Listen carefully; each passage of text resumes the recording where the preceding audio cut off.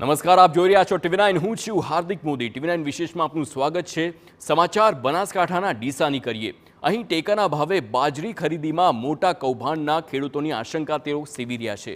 ખેડૂતોનો આરોપ મુજબ ખેડૂતોના નામે વેપારીઓ માર્કેટયાર્ડમાંથી તેમજ રાજસ્થાનથી બાજરી ખરીદીને ટેકાના ભાવે તે વેચી રહ્યા છે। આ કૌભાંડમાં ડીસાના APMCના કેટલાક ડિરેક્ટરો પણ તેમાં સંડોવાયેલા હોવાની આશંકા છે।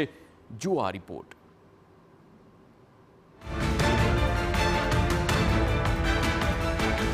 ડીસામાં ખેડૂતોનો મોટો આરોપ।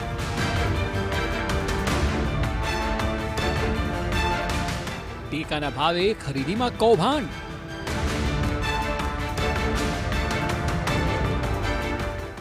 બાજરી ખરીદીમાં ખેડૂતોને શંકા।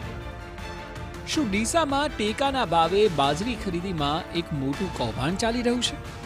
આ સવાલ અમે એટલે પૂછી રહ્યા છીએ કારણ કે ખેડૂતોનું કહેવું છે કે ડીસા સહિત બનાસકાંઠા જિલ્લામાં ટેકાના ભાવે બાજરી ખરીદીમાં મસ્ત મોટું કૌભાંડ ચાલી રહ્યું છે। આરોપ મુજબ ખેડૂતોના નામે વેપારીઓ માર્કેટયાર્ડમાંથી તેમજ રાજસ્થાનથી બાજરી મંગાવીને ટેકાના ભાવે બાજરી વેચી રહ્યા છે। આ કૌભાંડમાં ડીસા APMCના કેટલાક ડિરેક્ટરો પણ સંડોવાયેલા હોવાની આશંકા ખેડૂતો વ્યક્ત કરી રહ્યા છે। સાંભળો શું કહી રહ્યા છે જગતના તાત। તો બનાસકાંઠા જિલ્લામાં સરકારે ટેકાના ભાવ જાહેર કરેલ છે, તો ટેકાના ભાવે કે બાજરી લેવી તો સરકારે તો શિયાળુ સિઝનમાં ટેકાના ભાવના રજિસ્ટ્રેશન કરવાની વાત કરે તો લોકો રજિસ્ટ્રેશન કરાવી લે વેપારીઓ મિલી ભગતે ભેગા થઈને। અને રજિસ્ટ્રેશન કરાવ્યા પછી ઉનાળાની જે વાવેતર આવે બાજરીનું ખરેખર વાવવાનું એમાં પણ બાગાયત ખેતી થઈ જાય છે। તરબૂચ થાય, ટેટી થાય કે અન્ય કોઈ મઠ થાય, અલગ અલગ ખેતી ઉપર વળી જાય છે। અને રજિસ્ટ્રેશન કરાયેલું હોય એ સીધો લાભ ડાયરેક્ટ વેપારીઓને થાય છે। રાજસ્થાનથી બાજરી સસ્તી આવે છે અને વેપારીઓ ખરીદી લે છે અને એ બાજરી વેપારી અને અધિકારીઓ ભેગા થઈ અને સરકારને સીધું કૌભાંડ કરે છે। આપે સાંભળ્યું ને, ખેડૂતો સીધા શબ્દોમાં કૌભાંડની આશંકાઓ સેવી રહ્યા છે। ખેડૂતોનું ત્યાં સુધી કહેવું છે કે ડીસામાં સ્થાનિક ખેડૂત તો બાજરી વાવતો નથી, તો પછી આ બાજરી આવે છે ક્યાંથી? આ ખરીદ વેચાણ શંકાના દાયરામાં ચોક્કસ છે।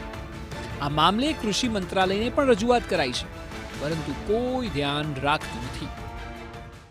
અમારી ભારતીય કિસાન સંઘની અમે કૃષિ મંત્રીને પણ રજૂઆત કરેલી છે કે ઉનાળાની અંદર બાજરી સમજમાં કે તમે મહિના પહેલાં જ્યારે ખેતરમાં પાક તૈયાર થાય ત્યારે રજિસ્ટ્રેશન ચાલુ કરો અને ચોમાસાની અંદર જ્યારે સમજમાં કે એનો પાક તૈયાર થાય ત્યારે મહિના પહેલાં રજિસ્ટ્રેશન ચાલુ કરાવો તો જે સાચો ખેડૂત છે એ ટેકાના ભાવે ભરાઈ શકે।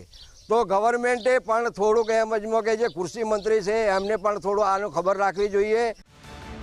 રાજ્ય સરકાર દ્વારા ખેડૂતોને પોષણક્ષમ ભાવો મળે તે હેતુથી ટેકાના ભાવો જાહેર કરવામાં આવે છે, જે મુજબ સરકાર દ્વારા બાજરીમાં પ્રતિમણ 560 રૂપિયા ટેકાનો ભાવ જાહેર કરેલો છે, જેની ખરીદી ગુજરાત રાજ્ય અન્ન અને નાગરિક પુરવઠા નિગમ મારફતે કરવામાં આવી રહી છે। જો કે હાલમાં માર્કેટયાર્ડમાં બાજરીનો ભાવ 425 થી લઈને 460 સુધીનો હોવાનું ટેકાના ભાવમાં જાણવા મળે છે અને તેનાથી ખેડૂતોને સારું એવું વળતર પણ મળી રહ્યું છે। જો કે તેનો લાભ લઈને કેટલાક વેપારીઓ અને આગેવાનોએ ખેડૂતોના નામે કમાવાની તક મેળવી લીધી હોય તેમ માર્કેટયાર્ડમાંથી બાજરી ખરીદી ખેડૂતોના નામે ટેકાના ભાવે ભરાવી રહ્યા હોય તેવું ખેડૂતો સીધું કહી રહ્યા છે।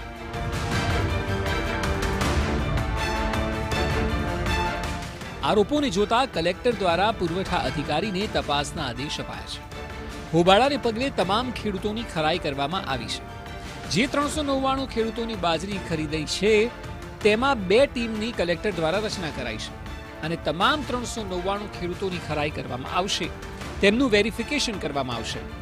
તેમાં ક્યાંય એવું જણાશે કે કોઈ ખોટો ખેડૂત ઘૂસી ગયો છે તો તેની સામે કડક કાર્યવાહી પણ થશે। ત્યારે તટસ્થ ખરીદી થાય તેને લઈને પણ વહીવટી તંત્ર દ્વારા પ્રયાસ કરવામાં આવી રહ્યો છે। સાંભળો શું કહી રહ્યા છે કલેક્ટર। देखिए, हमने ડીસામાંથી મીડિયાના મિત્રો થ્રુ એક ઇન્ફોર્મેશન મળી હતી કે એક બજારમાંથી કોઈ વેપારીનું બાજરો ત્યાં જઈને વેચવા જતો હતો, તો અમે અમારી ટીમને પણ ત્યાં સ્થળ ઉપર મોકલ્યા હતા। મામલતદાર પણ ગયા હતા, પુરવઠાથી સ્થાનિક મામલતદાર પણ ગયા હતા અને ત્યાં એ દિવસે લગભગ 16 જેટલા ખેડૂતોનું ત્યાં ખરીદી થઈ હતી એ કેન્દ્ર ઉપર। અને 16માંથી કોઈ પણ વ્યક્તિ વ્યાપારી નહોતા. અમે એકનો સંપર્ક કરીને ચેક કર્યો અને તમામ ખેડૂતોની જ ખરીદી એ દિવસે થઈ હતી.